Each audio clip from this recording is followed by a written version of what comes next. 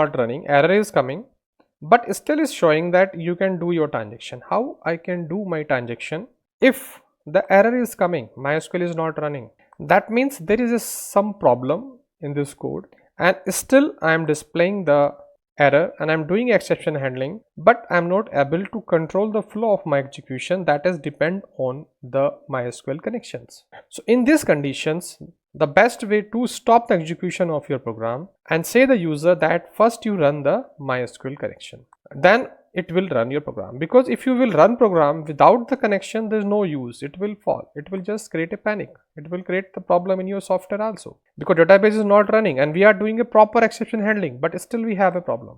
But here in place of error, if we found that there is some error, so in place of displaying this error, what I can do that panic here, and I display message that MySQL is not running, run it first, then start your program. You see, and we save it and we run it again. You see the magic now. Panic is come and MySQL is not running, run it first, start your program. So you see, there is the error and we have stopped the execution of a program, and this line of code is not executing now. Means whenever we have a panic, it stops the execution of a program in Go language and does not allow to go forward. Means does not allow to go to the next line to execute their transaction. But in place of, if I run the exception, then exception handling is done properly, but still I can go to the next line. Because exception handling is we do because of just we do not have a panic in our software.